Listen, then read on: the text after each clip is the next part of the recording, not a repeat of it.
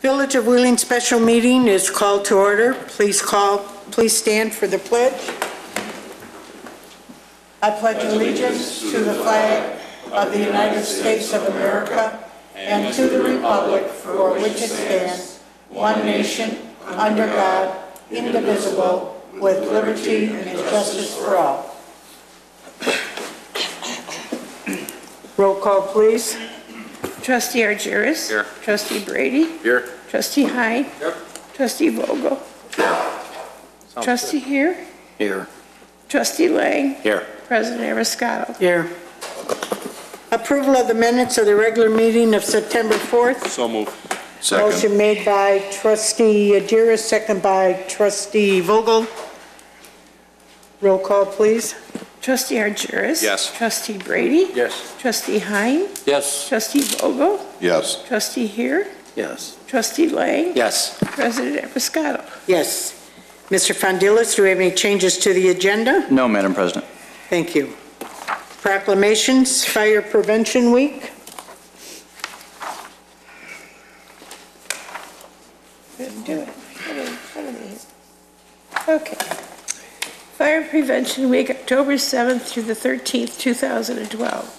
The Village of Wheeling is committed to ensuring the safety and security of all those living in and visiting our village.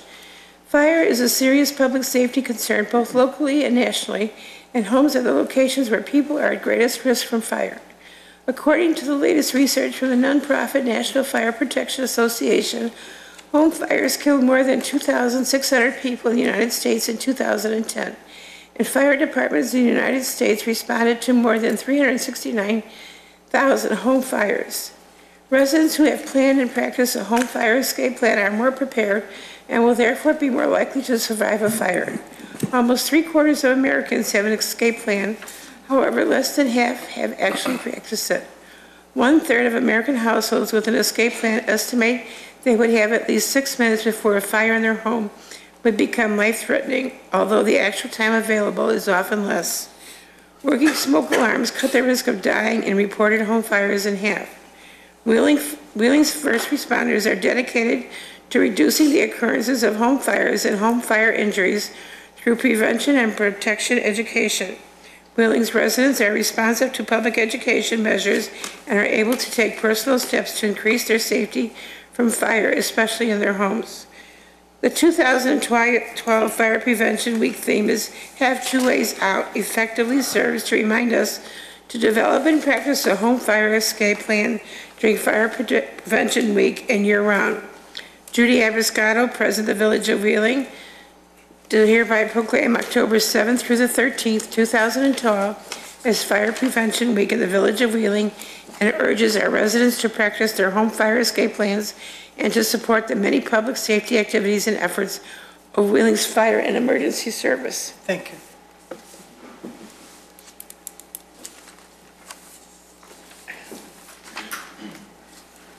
Thank you, Chief. Thank you very much. And then to remind people that they can come to give it the... Actually, I have two items, Madam President. The first item is, as you know, approximately 2 years ago, we received a FEMA grant to hand out well over 1,100 smoke detectors in the village, and documenting those through seniors and at-risk homes. And we are down to literally just about 25 smoke detectors left. So we've made a big dent in the community through that grant and gotten those smoke detectors out.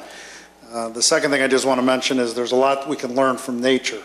When you look at rabbits and you look at ground squirrels, when they build their homes, they always plan 2 ways out because they know for their own safety they have to plan. So it's appropriate that this year's theme is no 2 ways out.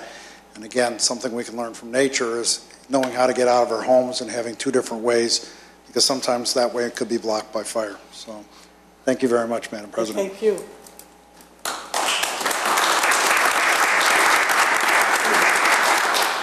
Chief, if I may, just to take the opportunity, the remaining 25 smoke detectors are available to any Wheeling resident, and they can be picked up at the main fire station? Correct. They are available only to Wheeling residents. They must have a home that they own. It cannot be a rental property. Because in a rental property, it is the landlord's responsibility to provide and maintain those smoke detectors. But again, if they have any questions, they can contact the fire department at our main number that's on the web. But I do recommend they do it soon because, like I said, we are fast approaching the final box of those smoke detectors. Thank you. Thank you.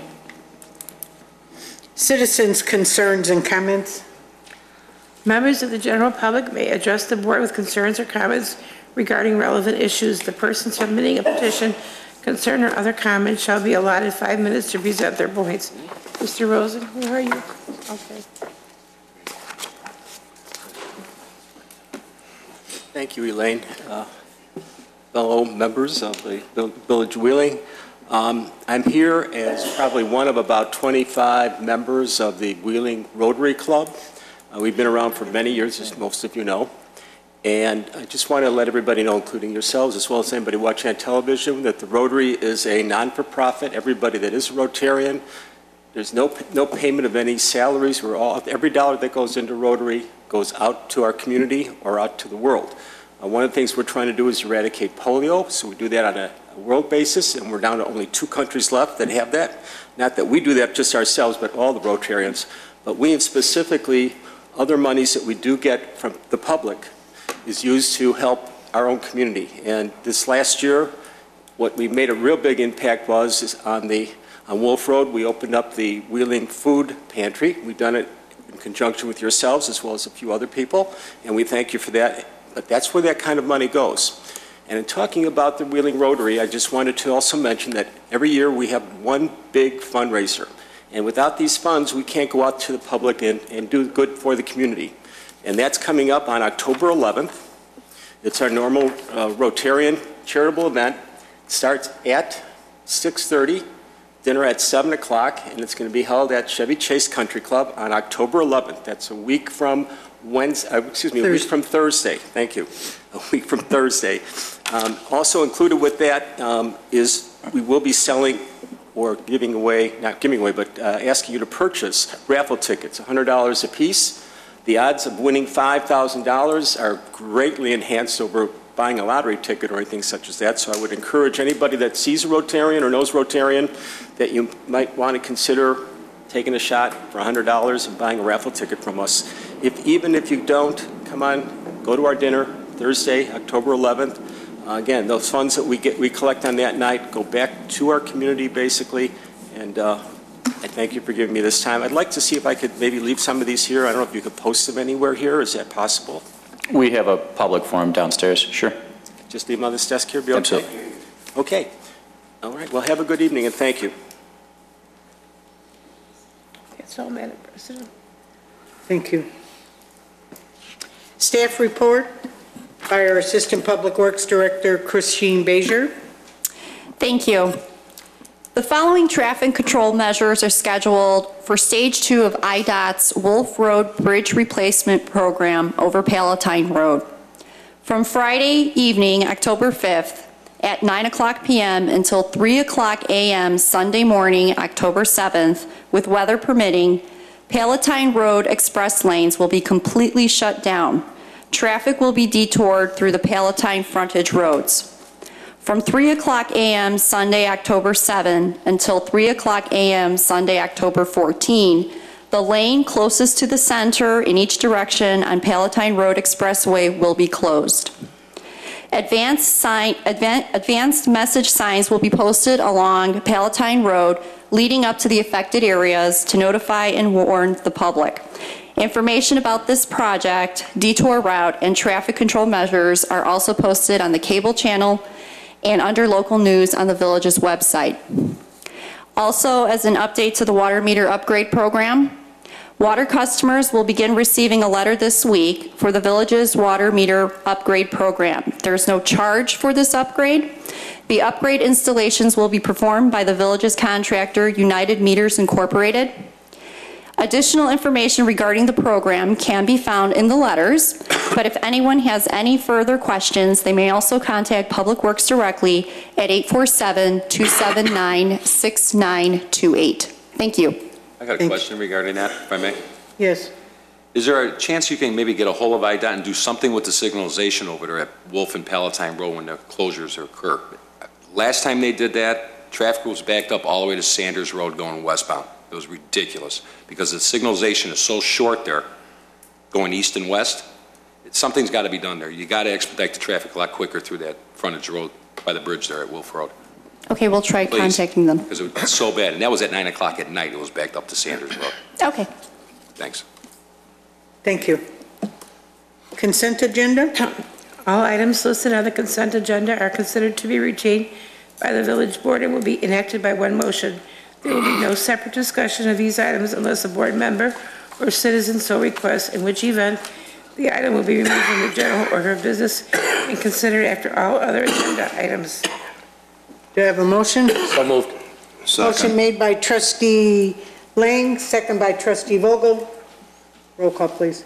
Trustee Argyris? Yes. Trustee Brady? Yes. Trustee Hein? Yes. Trustee Vogel? Yes. Trustee Heer? Yes. Trustee Lang? Yes. President Erscott? Yes. New business. 13A, ordinance authorizing the sale of by public auction of personal property owned by the Village of Wheeling. So move. Second. Motion made by trustee Agiris, second by trustee Vogel. Roll call, please. Trustee Argyris? Yes. Trustee Brady? Yes. Trustee Hein? Yes. Trustee Vogel? Yes. Trustee Heer? Yes. Trustee Lang? Yes. President Erscott? Yes.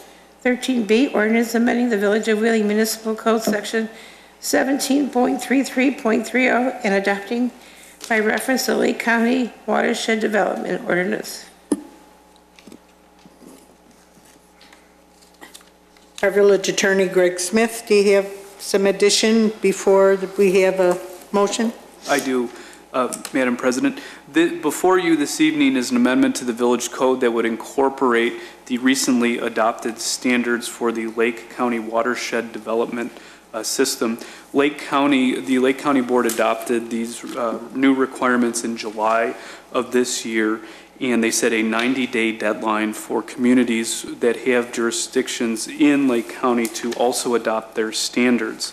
The standards amend several parts of the existing watershed development ordinance and bring the code up to date with regulations promulgated by FEMA, the IEPA, and NPDES mandates related to the floodplains, wetlands, drain tiles, and so on. In order for the village to retain its National Flood Insurance Program rating, the village must adopt the amendments presented this evening by October 8th, which is why they're before you tonight, in order to keep that status under the National Flood Insurance Program. Thank you. So move. Motion made by trustee Agiris, second by trustee Vogel. Roll call, please. Trustee Argyris? Yes. Trustee Brady? Yes. Trustee Hein? Yes. Trustee Vogel? Yes. Trustee Heer? Yes. Trustee Lang? Yes. President Erscott? Yes. Item 13C, resolution authorizing the village manager to execute a civil engineering contract with Gewell Hamilton Associates Incorporated. Mr. Janik?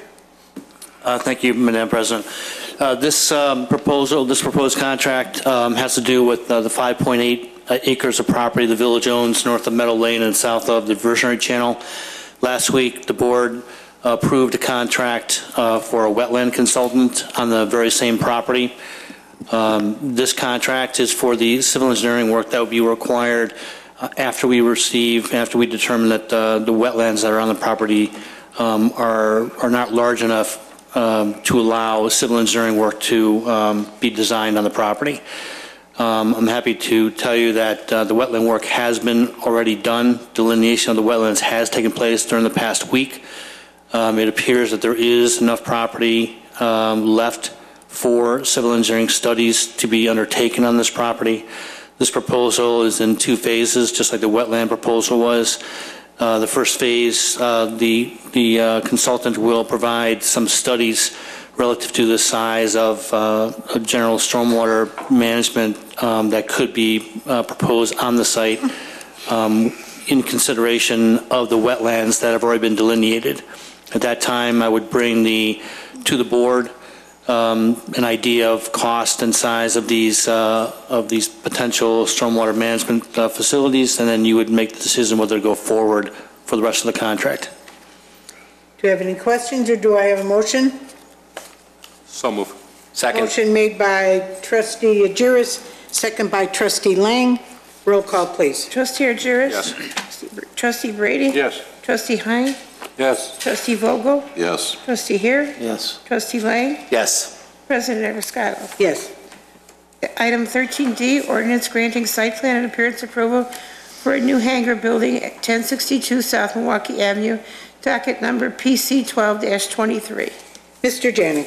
Thank you. Petitioners are here tonight requesting approval of a site plan and appearance approval for a new hangar that is being proposed on Tower Road.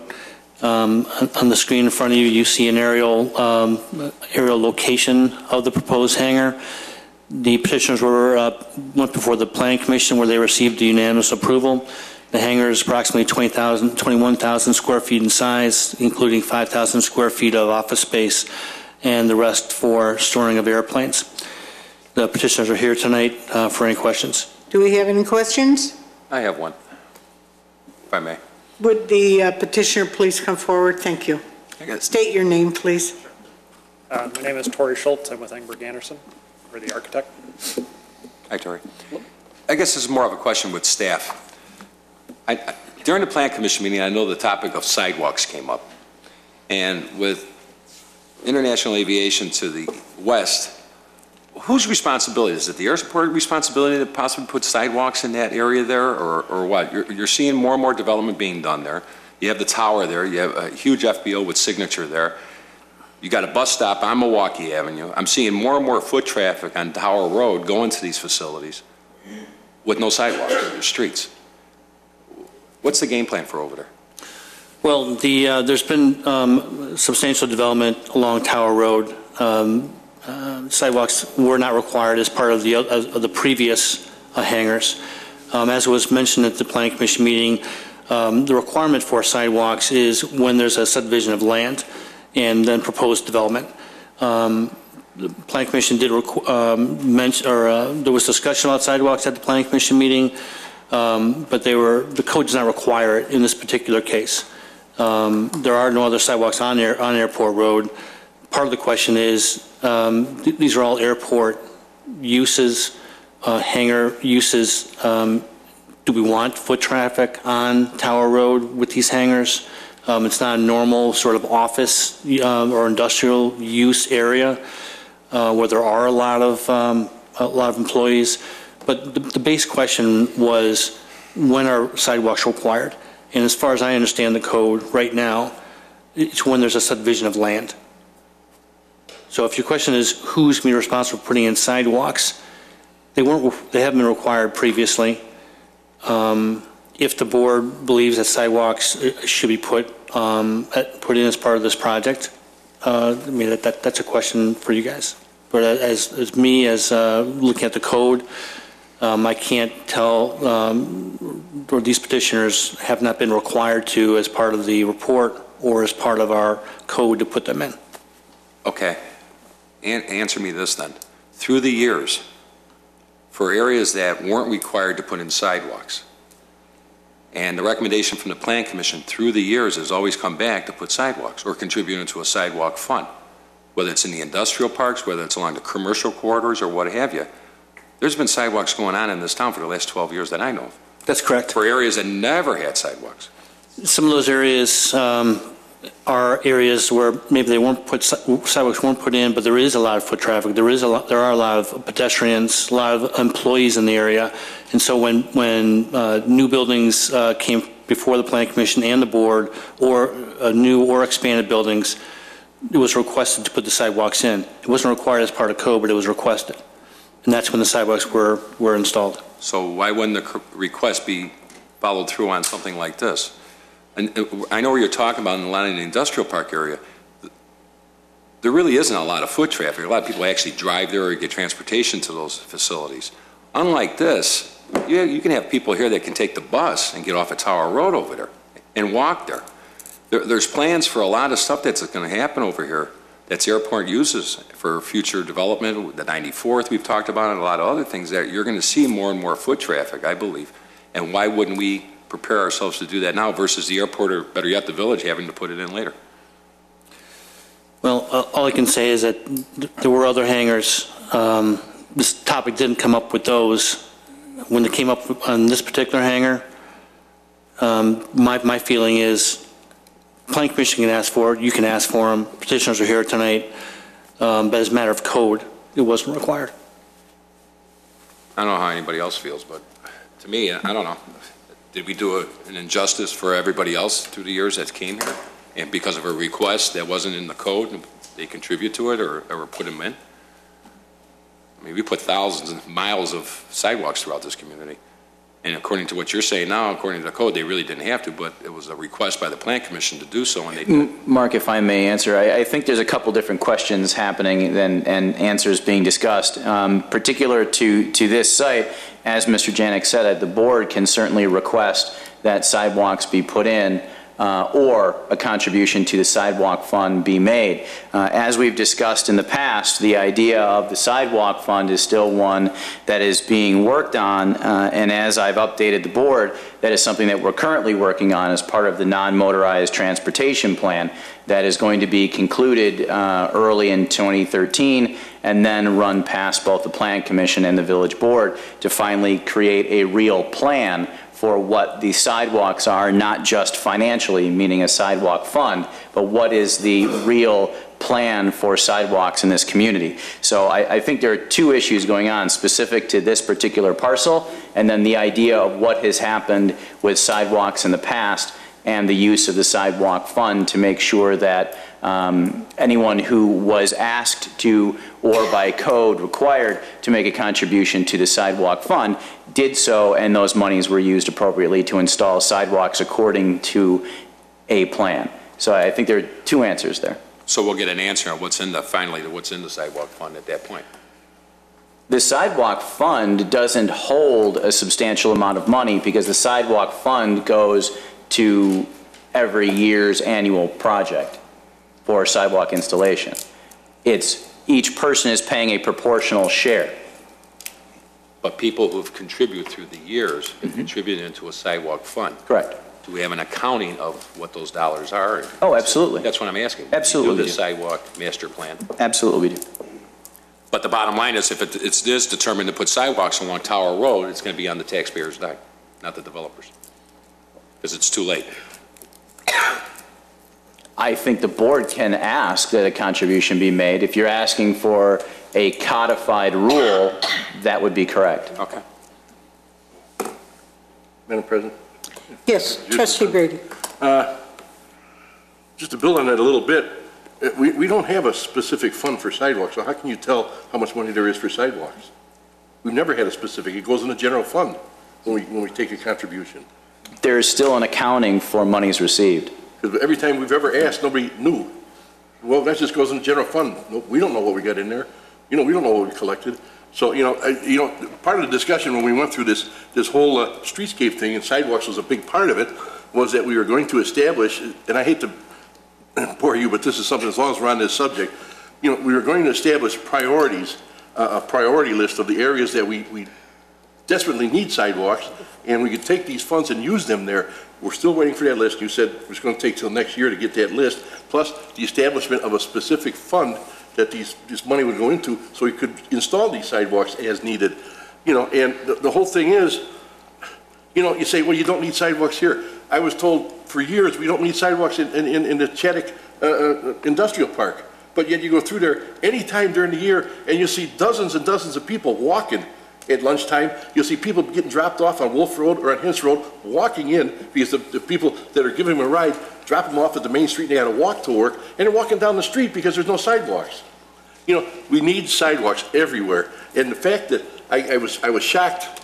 Matter of fact, I thought Mark was mistaken because I was watching the Plan Commission meeting the other day, and when he said that, made the comment that the only time we require sidewalks is during a subdivision. I looked it up, and sure enough, that's what our code says. That's wrong. So we can't ask the developer for Kenny's property to put a sidewalk in because he's not subdividing. He don't have to put a sidewalk in, according to our code. Anybody that builds anything on a single piece of property does not have to put a sidewalk in, according to our code. That is true, but it can also be worked into a development agreement, and it always has been. Well, why don't we put it in our code so there's no misunderstandings on it? And that is precisely what we're working on. I mean, the code that you're all referring to now is the board's code as approved by the board, and we can only work with the code that we're given. So obviously, changes are necessary, and that's exactly what we're doing. Okay, and it's, what did you say in 13, by March? It should be sooner than that. Well, what are we going to do here? This would be a classic example to start putting sidewalks in, or at least, you know, do something with it, because there is a fact that people will be walking here. Not everybody's going to be driving here. Somebody will be taking the bus. There'll be people that'll be dropped off on Milwaukee Avenue that by people don't want to drive all the way in to drop them off, and just the people that want to go out for a walk. We've got restaurants all over here to go for a walk at lunchtime on a nice day. They got to walk on the street. Nothing is more dangerous than making people walk on the street because we have no sidewalks, whether it's industrial or whatever it is. I think we need sidewalks, and I think we need sidewalks every development we can get. Trustee Lang, you had your... I think a donation to the fund would be, at this time, would be the proper thing to do. And in light of the study that's coming out, it's still going to work towards sidewalks eventually. And this is nothing different than we've done for many, many other developments in town, is to ask for money put aside for sidewalks. And I think finally we're going to get some action out of it. Sounds like it. Thank you. So the board would recommend a donation to the sidewalk fund with this development. Trustee Hein? Yes. Trustee Vogel? Yes. Trustee Agiris? Yes, with a question regarding that. Has it been calculated how much footage of sidewalk is needed for that site? It hasn't been calculated, but it's a relatively simple calculation. It's from property line to property line, 5 feet wide. At $10 a foot? That's correct. So what are we talking, maybe 300-400 feet of sidewalk? I think the frontage $4,000 is what you're contributing to the sidewalk. I think the frontage is about 300 feet. About $3,000. I know it was brought up at the Plan Commission, and I know it sounds small to you guys, or large to you guys, but the bottom line, we've been doing this. And to stop now by not doing it, we can't. That's all. Thank you. Trustee Lang, in agreement. Trustee Brady? Yes, what a question. We've been charging 10-something a square foot. Is that what we're still going to be doing? It's $10 a square foot, not a linear foot, so it's a square foot. So that would be another issue when we get a chance, because if we're collecting $10 a square foot now, and we come back here 10 years later to put this sidewalk in, it's going to cost us about half again as much, or maybe even double. So we better start looking at what this fee is going to be later on for collecting money now in lieu of putting the sidewalks in. It's about $15,000. That's only a 5-foot walk. Aren't we putting in wider walks these days? What is this? What is the rules on the sidewalks width? Typical sidewalk is 5 feet wide. The reason that we've talked about wider ones is in areas that are identified as a bike path, then there are other restrictions that are put into effect. And if there's grant money, then it's 10 feet. So okay. Yes, there's a whole my vote is yes. Program. Trustee here? Yes. Yes. Do you agree?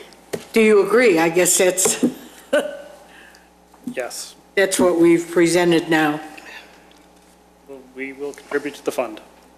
Thank you. Motion to approve with the additional condition. Motion made by Trustee Agiris with the additional documentation. Second. Second by Trustee here. Roll call, please. Trustee Agiris? Yes. Trustee Brady? Yes. Trustee Hein? Yes. Trustee Vogel? Yes. Trustee here? Yes. Trustee Lang? Yes. President Avascado? Yes. Thank you. Thank you. Item 13E, resolution authorizing the village president and village clerk to execute an agreement between the village and the Rotary Club of Wheeling, Illinois for the lease of village-owned property located at 99101 Wolf Road, Wheeling, Illinois, for the operation of a food pantry. I'm just stating for the record, I'm not an officer in the Rotary Club, but I am part of the Rotary Club, and I will be voting or answering questions or document whatever that you would need. So move. Second. Motion made by trustee Agiris, second by trustee Lang. Roll call, please. Trustee Argyris? Yes. Trustee Brady? Yes. Trustee Hein? Yes. Trustee Vogel? Yes. Trustee Here? Yes. Trustee Lang? Yes. President Abiscato? Yes. We have official communication. Trustee Agiris has something? We got this memo on our desk tonight regarding the budget hearing meetings. And John, I was just wondering, how are we planning on handling that? I know you're doing the two-on-twos, which is a good thing, that we can sit down two-on-two with you and I'm assuming Mr. Monashine and pretty much. But I still like the idea of having some type of workshop meeting at a time where the public is invited to come and to have the rest of the department heads there to discuss certain line items that might be new to the budget or been deleted to the budget. I like that camaraderie for 3-4 hours. It doesn't have to be an 8-hour day, but maybe 8 to 12, 8 to 11, and go around the round table with that and have, the public here. Again, this is my 13th budget, and I always liked what my other fellow trustees had to say. Fire chief, the police chief, public works guys, finance guys, their argument of what their vision is and what they want to see, other than just basically the status quo, try to pay our bills and see what's coming in and what's coming out and what we need to increase or decrease or what have you. But Monday nights are hard for some people, I understand. The Saturday, I think, is more of a relaxed atmosphere. Have a little breakfast here, and just go through it. If there's anything, we get out early. If there's a few things that department heads want to discuss or we want to discuss with them, I think it gives them a good time to do that versus them being at all the two-on-two meetings that were being scheduled here. Because even though you're explaining it to me and I got an issue, I want to know why Benson's not here, because I got an issue with the police department I want to talk to him about, or I want to ask him about something. Sure. Or, just anybody.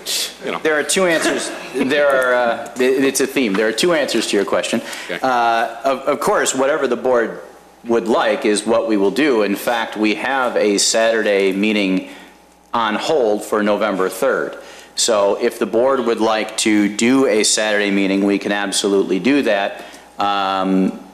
In addition, we are required to hold a public budget hearing. So the Monday night is also available to us that we would do regardless of a Saturday meeting. And that would also be a presentation, a short presentation by each of the department heads, and then a discussion of the major topics of concern for any budget. So we have to do the Monday night budget hearing, and we absolutely can do a Saturday, as we have always traditionally done, anytime the board is ready. We would need to do that. I've heard that Trustee Lang has a conflict on November 3rd. So do I. But maybe the 10th, if you can.